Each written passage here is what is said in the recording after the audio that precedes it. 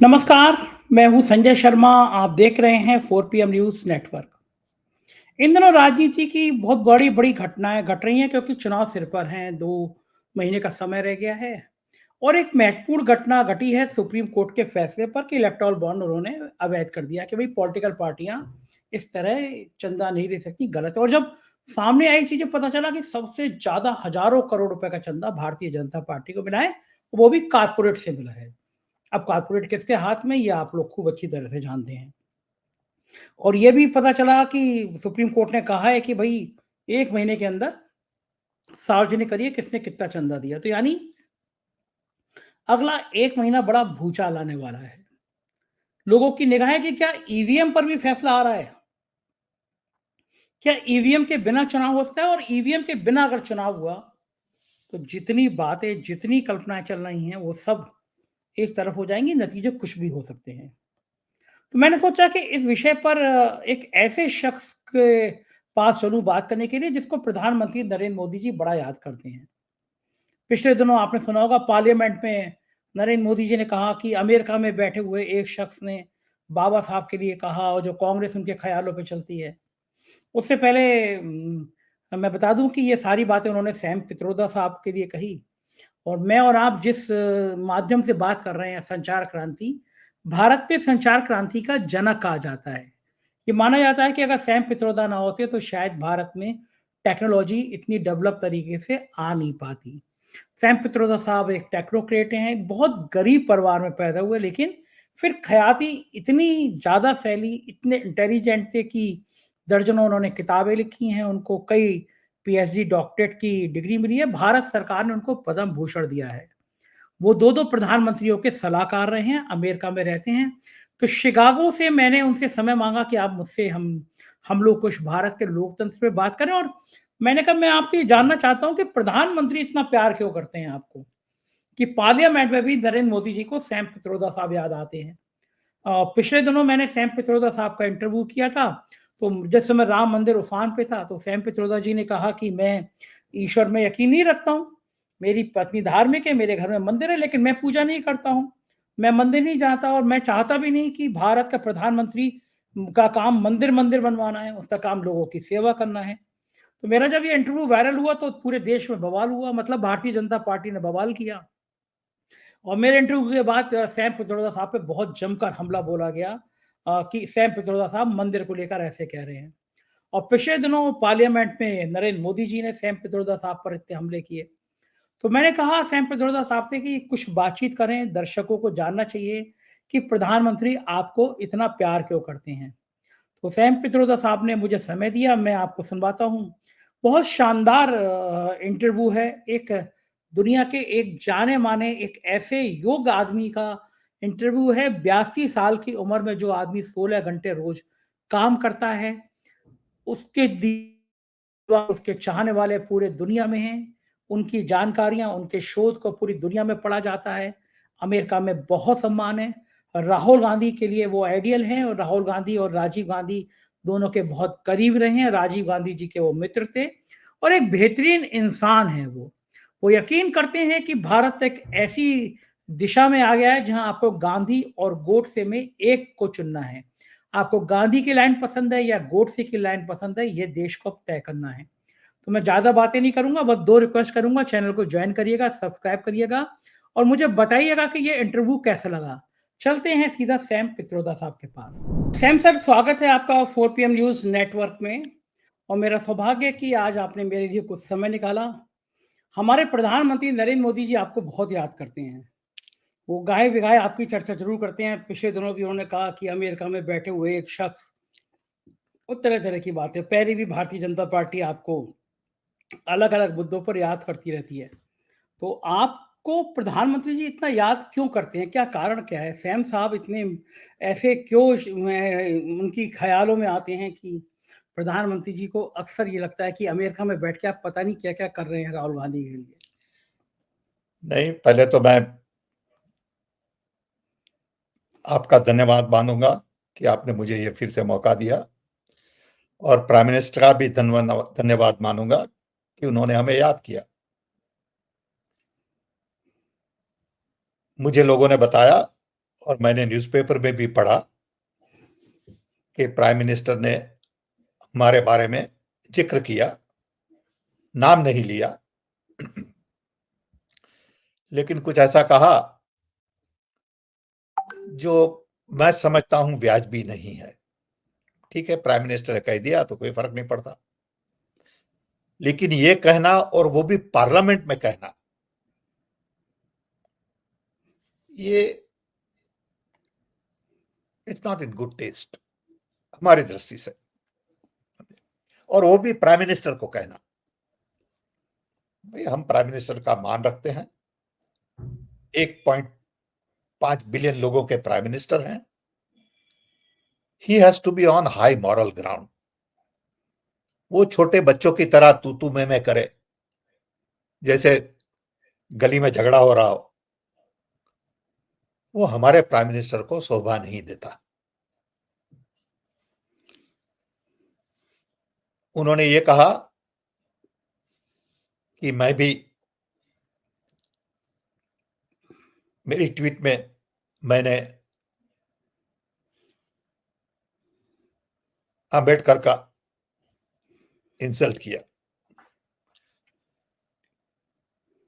तो I think first of all ये झूठ है, और प्राइम मिनिस्टर पार्लियामेंट में झूठ बोलते शर्माते नहीं हैं। हमें बड़ा दुख हुआ। ये झूठ इसलिए है कि हमने जो रीट्वीट की थी, वो रीट्वीट मिस्टर कुलकर्णी, जो प्राइम मिनिस्टर वाजपेयी के साथ काम करते थे, बीजेपी में थे, सलाहकार थे, जिन्हें मैं जानता हूं अच्छी तरह से, आई रिस्पेक्ट हिम। उन्होंने अच्छी किताब लिखी है गांधी जी पर। जब उन्होंने ये ट्वीट किया तो मुझे लगा कि this tweet needs wider circulation. It is not my tweet. मैंने ट्वीट नहीं किया, मैंने रीट्वीट किसी का किया।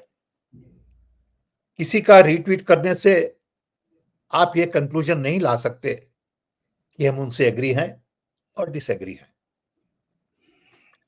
सो प्राइम मिनिस्टर को यह शोभा नहीं देता कि वो बिना सोचे समझे कुछ भी बोल दे। तो हमें बड़ा अचरज हुआ, बुरा नहीं लगा, अचरज हुआ। हमने कोई जवाब नहीं दिया, क्योंकि doesn't deserve answer according to me. आपने पूछा तो मैंने कह दिया। बाकी हमें कोई दुख नहीं हुआ, हमें कोई बुरा नहीं लगा। लेकिन प्राइम मिनिस्टर ने जो बोला, वो हमारे प्राइम मिनिस्टर से हमने सुना, उसके बारे में सुना रादर, और वो भी उन्होंने पार्लियामेंट में कहा। ये प्राइम मिनिस्टर की पोजीशन के लिए वाजिबी नहीं है। नरेंद्र मोदी के लिए वाजिबी हो सकता है, वो हमें कोई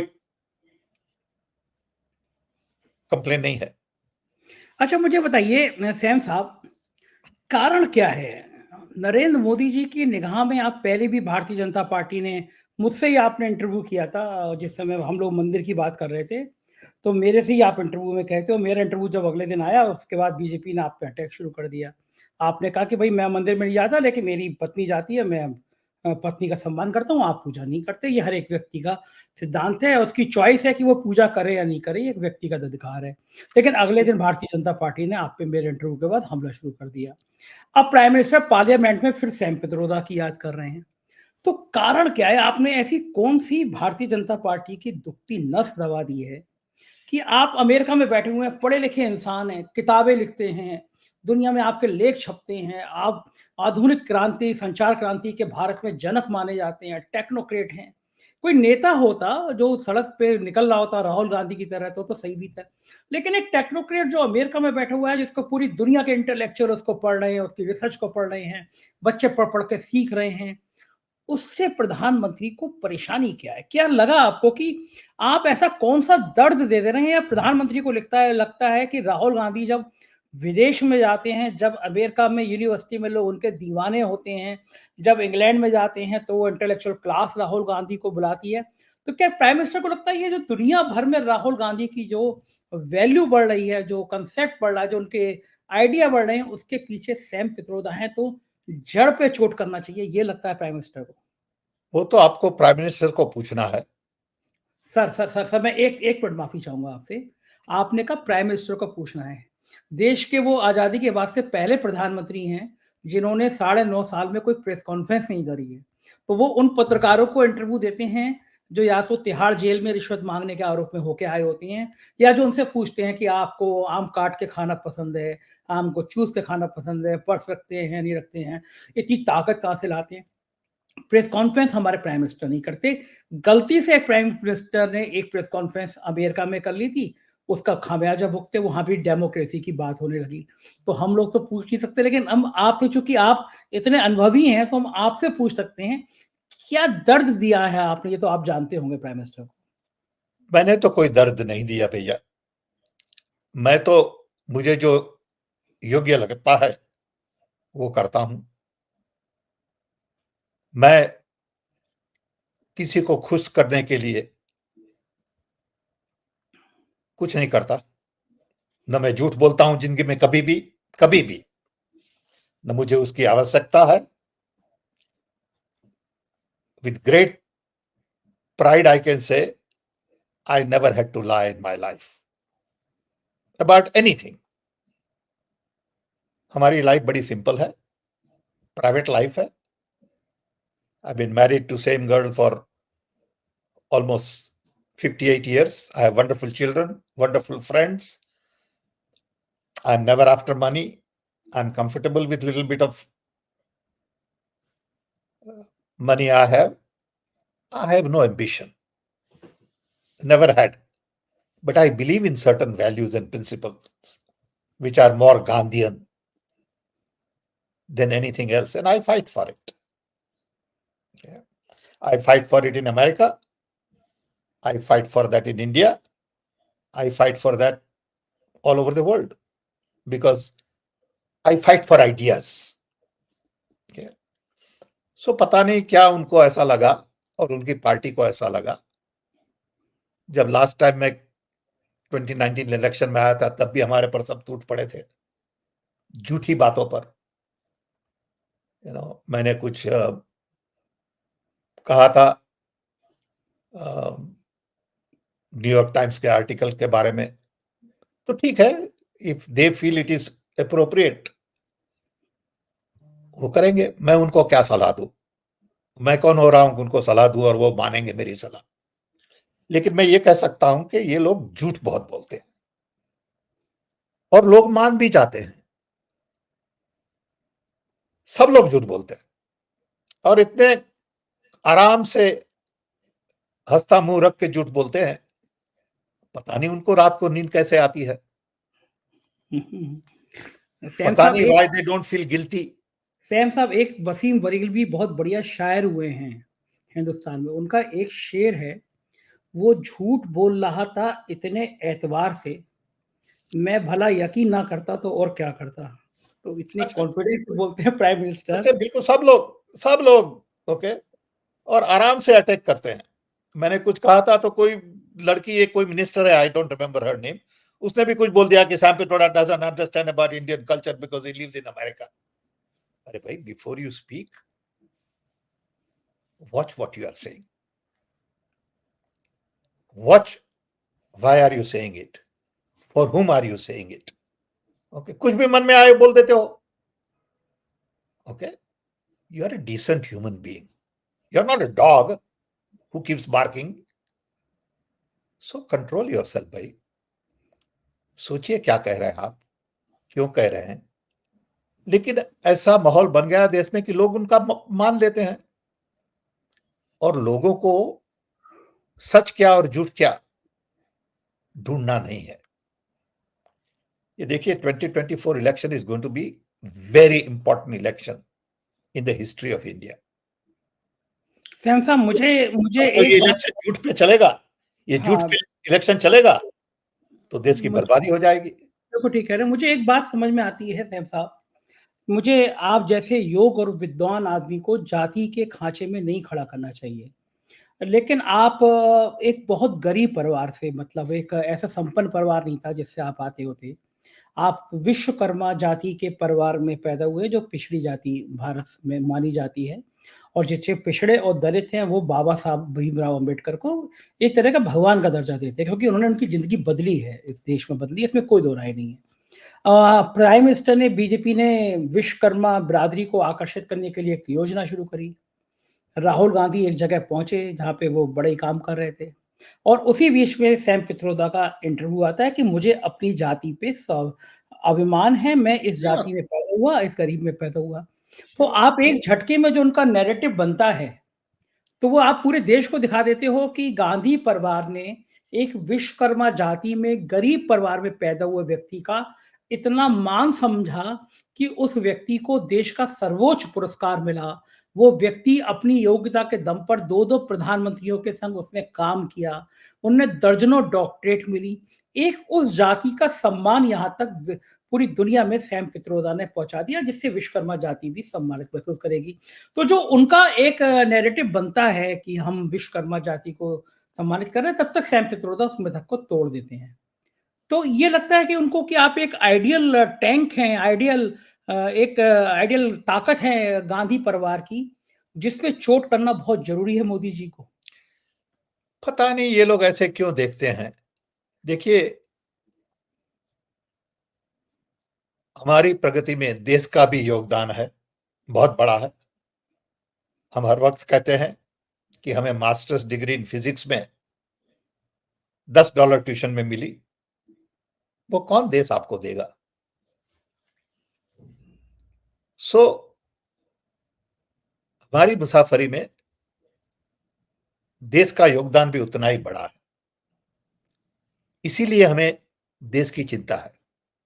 हमारे बच्चे बोलते हैं कि डैड, आप 82 ईयर्स के हुए, क्यों ये सब में टाइम बिगाड़ते हैं? आराम करिए, मजा करिए। ये इंडिया के बारे में क्यों इतना खून गर्म करते हैं आप? तो मैं उन्हें कहता हूं कि आप नहीं समझोगे कि मुझे इंडिया ने क्या दिया है। मैं उसका ऋण कभी नहीं भर सकता। तो जो भी छोटा कुछ कर सकता हूं वो करूंगा। सो बीजेपी और प्राइम मिनिस्टर को जो भी कहना हो, that is their privilege, I respect that. But झूठ मत बोलिए प्लीज। सच ढूंढ आप निकालिए और आप हमें उन पूछिए ना। अगर आपको कुछ लगता है तो हमें पूछिए कि आपने ये क्यों कहा। आपने कहा ये आम्बेडकर के बारे में, do you believe in it? हमें पूछिए। हमें तो पूछते नहीं। आप बिल्कुल झूठ बना के लगा देते हैं बाण इधर और उधर, और समझते हैं कि लोग खुश हो जाएंगे आपसे, और लोग खुश भी होते हैं। इसीलिए ये लोग करते हैं। अगर लोग समझे और खुश ना हो तो बंद हो जाएगा। तो इस वक्त ठीक का election is more about truth also, कि सच क्या है, झूठ क्या है। जब प्राइम मिनिस्टर कहते हैं कि ये मोदी की गारंटी है, लोगों को पूछना है कि आपने गारंटी जॉब के लिए भी दी थी, क्या हुआ? ब्लैक मार्केट के पैसे भी वापस लाने के लिए दी थी, क्या हुआ उसका? आपने गारंटी दी थी कि ये डिमोनेटाइजेशन सब ठीक कर देगा, हुआ क्या? So again, don't say things which you don't mean. अभी तो क्या है, यू से things you don't mean and you don't mean what you से। ओके, वो कैसे बिल्कुल ठीक चलेगा देश? बिल्कुल ठीक कह रहे हैं श्याम साहब, लेकिन चुनाव से ठीक 1-2 महीने पहले एक बड़ा काम हुआ है। सुप्रीम कोर्ट ने इलेक्टोरल बॉन्ड पे रोक लगाई है, और माना है कि ये पॉलिटिकल पार्टियों के करप्शन का एक बहुत बड़ा माध्यम है। और हैरान हो गए हमने देखा जब कारपोरेट हजारों हजारों करोड़ रुपया पॉलिटिकल पार्टी को दान देते हैं। सैम साहब, कारपोरेट का क्या मतलब है? कारपोरेट क्यों पॉलिटिकल पार्टी को दान देता है? कारपोरेट क्यों अपने हित साधना चाहता है उस दान को देकर? ये फर्स्ट ऑफ ऑल जो सुप्रीम कोर्ट ने डिसीजन दिया उस पर बहुत ध्यान देना है। सुप्रीम कोर्ट ने हिम्मत से ये डिसीजन पब्लिक के इंटरेस्ट में लिया है। ऐसा माहौल देश में बन रहा था कि लोगों को सुप्रीम कोर्ट पे विश्वास कम होता जा रहा था। ये डिसीजन लेके सुप्रीम कोर्ट ने बताया है कि they are interested in public good, they are independent, they will be strong if necessary to put this country back on track. They will uphold constitution and they will make sure that things are done right. So I'm very happy that Supreme Court has taken this position. But this is part of the puzzle. अभी EVM का भी decision बाकी है, वो सालों से चलता आ रहा है। हम मानते हैं कि ईवीएम का डिसीजन इससे इंपॉर्टेंट है। अगर ईवीएम का डिसीजन पूरा नहीं लिया गया before election, then this decision has no meaning. These three things go hand in hand. एक बॉन्ड, दूसरा EVM, VVPAT, receipt, paper ballot, all of that, to make sure that the vote I'm casting is the vote you are counting. And third is this whole electoral database, to make sure that no one is misusing it to their advantage. That is fair election. So Supreme Court has shown that they are willing to put things back on track. But it is possible that Supreme Court will not decide on EVM, leave it there, and we are back to ground zero. But let's hope that Supreme Court will have enough courage, because there is very little time left. They could say we have no time.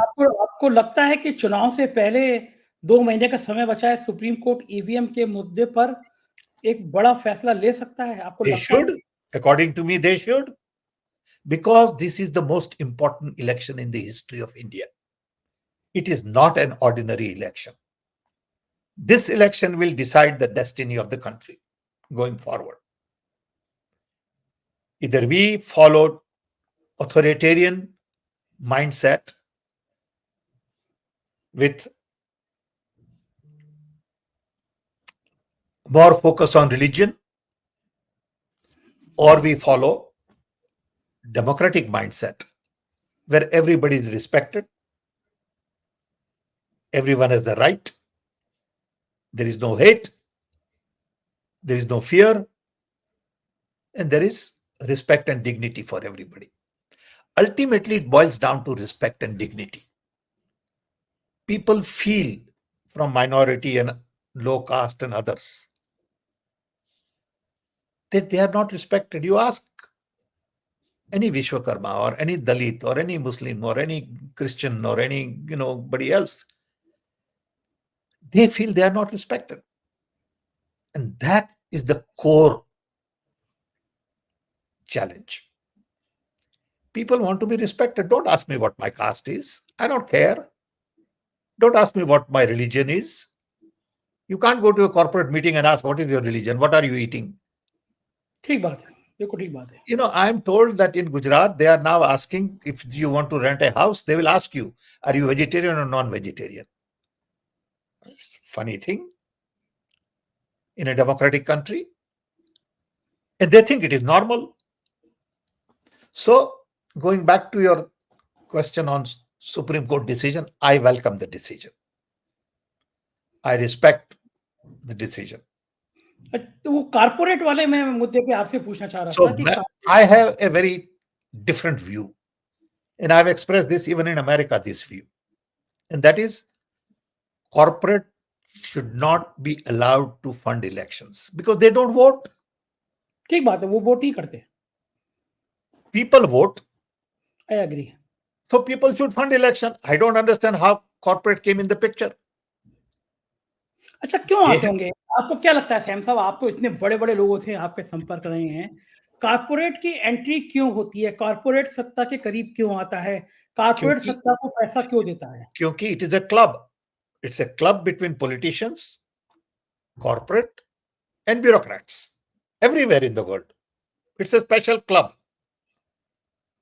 Average person is on the street, na? This club is milking the system, most of them. Large number of people belonging to that club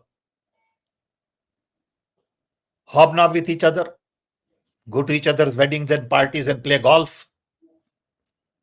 Okay? They are same guys. So, according to me, we should ban corporations from funding elections all over the world, not just in India. In America, the corporates really drive the elections because the expense in elections is tens of billions of dollars. Okay? So, those who are entitled to vote should be entitled to fund elections.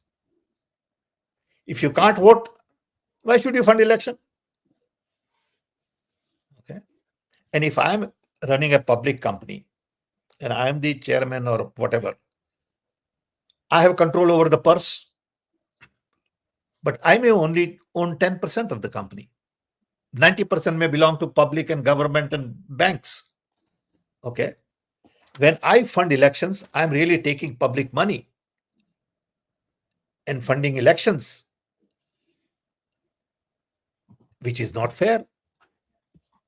So I ठीक think बात है, बिल्कुल सही बात है कि मैं आपकी बात से elections सहमत should हूँ। be funded by people who vote. हाँ, जनता के द्वारा पैसा दिया जाना Bilkul, चाहिए। bilkul. But it's a हाँ, huge change. World is not ready for it yet. लेकिन आप देखिए कि इन सबके बीच में बीजेपी कितना मास्टर स्ट्रोक चलती है। आज सुबह अजय माकन ने प्रेस कॉन्फ्रेंस करी, चुनाव में 2 महीने बचे हैं, 4 साल पुराने मामले में कांग्रेस के बैंक खाते फ्रीज कर दिए गए। अजय माकन ने कहा कि हमारे पास सैलरी देने के पैसे नहीं हैं, हमारे पास रेंट देने के पैसे नहीं है।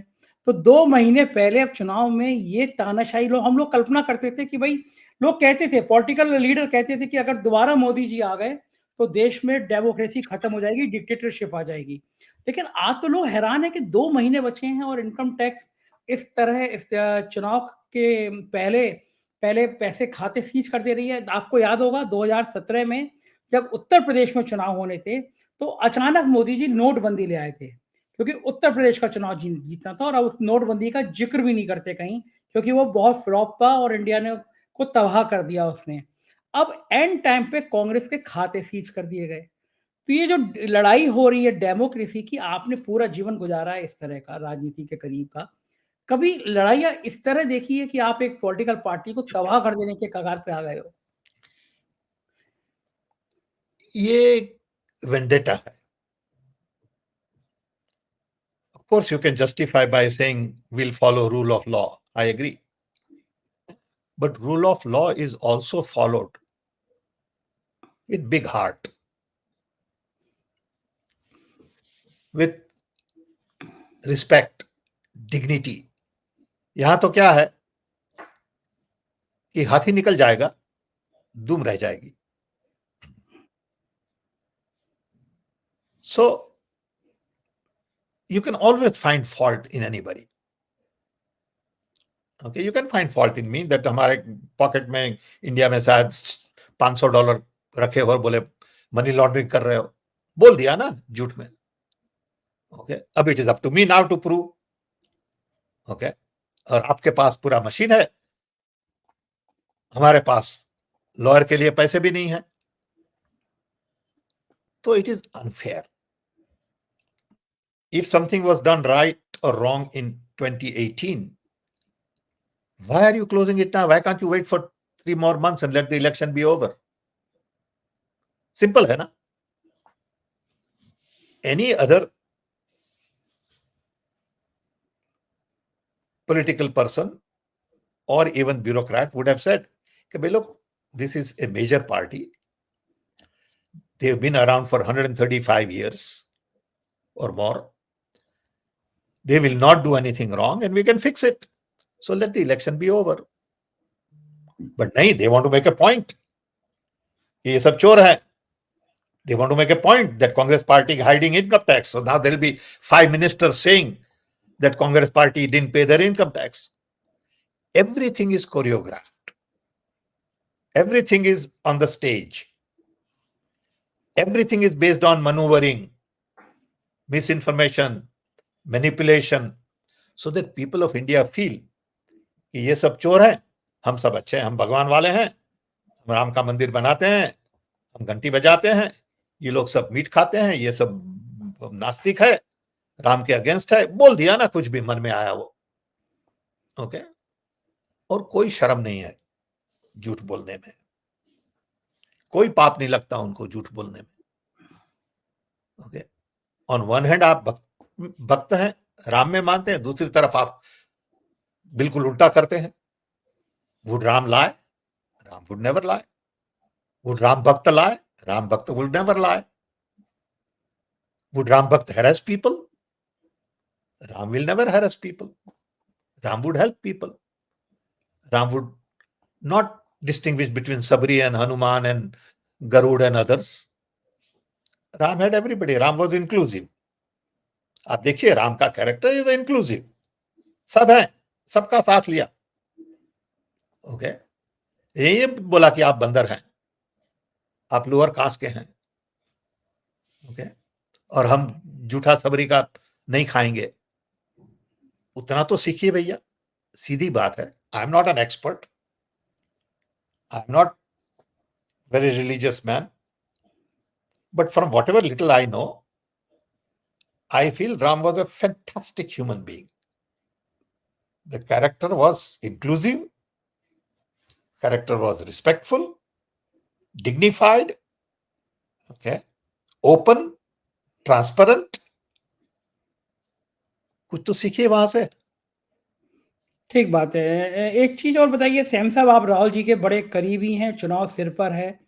कारण क्या है कि इंडिया गठबंधन के साथी एक-एक करके जुदा हो रहे हैं. नीतीश अलग हो गए हैं, ममता बनर्जी नाराज हैं, अखिलेश यादव के साथ गठबंधन पे आगे कोई बातचीत नहीं बढ़ रही है, अरविंद केजरीवाल ने अकेले लड़ने का ऐलान कर दिया है. गलती कहाँ हो रही है? खड़गे जी के पार्ट पे हो रही है, राहुल गांधी के पार्ट पे हो रही है? आई डोंट थिंक ये गलती का सवाल है. ये नेगोशिएशंस का सवाल है. सब लोग नेगोशिएट करते हैं कि हमें आप दे रहे हैं उससे ज्यादा सीट दीजिए. They'll be part of the package tomorrow if you say to Mamta that, look, we will not contest any candidate. Akhilesh would be very happy if we say we won't contest any candidate from Congress in UP. So ये तो number game चल रही है. हमने कहा हमें 8 candidate चाहिए, वो कहेंगे आपको 2 देंगे. They'll be very happy if you say take all the candidates. Then they'll be गठबंधन. So ये नंबर का सवाल है. Let them negotiate, let them go through it, but at the end I think they will be together. They will respect each other and they realize the situation in the country today. They are all intelligent people. They want to save democracy. They want to save the nation and they want to save their future. लेकिन नीतीश तो चले गए, नीतीश तो शामिल भी हो गए. That is a different thing. That's he just changed the party. So I don't know why he did that, but that's he flipped. Okay, because he saw more benefit there. Okay, I don't understand this kind of behavior. I do not understand how you could flip on your principles. You know, on one hand you talk about democracy, decentralization, human rights, you know, all that. Okay, including sort of secularism, and then immediately you flip to exactly opposite and you are comfortable. Okay, वो कोई guilt है ही नहीं. लेकिन आपकी party में जो CM रहा, कांग्रेस में जो सीएम रहा मिस्टर चौहान, वो भी छोड़ के चले जा रहे हैं. कांग्रेस के बड़े से बड़े नेता पार्टी को छोड़. हो सकता है क्योंकि उन लोगों को वैल्यू सिस्टम बदलने में कोई फर्क नहीं पड़ता. समझे? They are looking for something else. They are not looking for values. They are looking for position and power. They are not thinking about what is good for the people, what is good for the planet, what is good for values. Would Gandhi ji ever become RSS member? Just think about it. Okay. This is the situation today. Okay. Are you with Gandhi or you are not with Gandhi? खत्म. एक ही सवाल है हमारे दिमाग में, दूसरा कोई सवाल ही नहीं है. No matter what you get. लोग पूछेंगे कौन से गांधी की बात कर रहे हैं, राहुल गांधी या महात्मा गांधी? महात्मा गांधी. Okay. चलिए ठीक बात है. एक विचारधारा गांधी की है और देश में एक विचारधारा गोडसे की है, और वो निर्णायक क्षण आ गया है भारत में जब आपको तय आपको करना है. डिसीजन लेना है वो. गोडसे के अगर साथ आपको वो अच्छा लगता है तो लगता है, ठीक है, अब क्या करें. देखो ठीक बात है. एक आखिरी सवाल सैम साहब, क्या लग रहा है 2024 में एनडीए आएगा या इंडिया आएगा, इंडिया गठबंधन आएगा? वो तो people of India will have to decide. लोगों को सोचना है कि कैसा भारत आपको बनाना है. अगर आपको भारत ऐसा बनाना है जिसमें religion is the only important thing and your leader will be dictatorial, your democracy would be undermined, fear will continue, hate will continue, jobs will not be created, economy will suffer, debt will increase. You have a choice. ठीक बात है, बिल्कुल ठीक बात है, और उम्मीद करता हूँ भारत एक खुशहाल देश बनेगा, और बहुत-बहुत शुभकामनाएं और धन्यवाद आपका सैम साहब, आपने हमें इतनी कीमती समय दिया. Thank you. Thank you. मैं आपको ये भी बता दूं कि हमारी ये किताब बाहर आ रही है, the idea of democracy, published by penguin. It's coming out in middle of March. जब किताब बाहर आएगी तो आपसे बात करेंगे फिर. शुक्रिया, शुक्रिया. थैंक यू सैम साहब. तो ये थे सैम पित्रोदा साहब, और मुझे बहुत अच्छा लगा जब उन्होंने ये कहा कि भारत के लोग, भारत महान है, भारत ने उनको यहाँ तक पहुँचाया है कि आज पूरी दुनिया में उनका नाम है, और उन्होंने कहा कि अब ये जो चुनाव है ये भारत के लिए बड़ा महत्वपूर्ण है. मैं भी मानता हूँ कि देश के लोकतंत्र के लिए चुनाव बहुत महत्वपूर्ण है. मुझे आपकी राय का इंतजार रहेगा. ये इंटरव्यू कैसा लगा बताइएगा. बहुत-बहुत शुक्रिया. Thank you.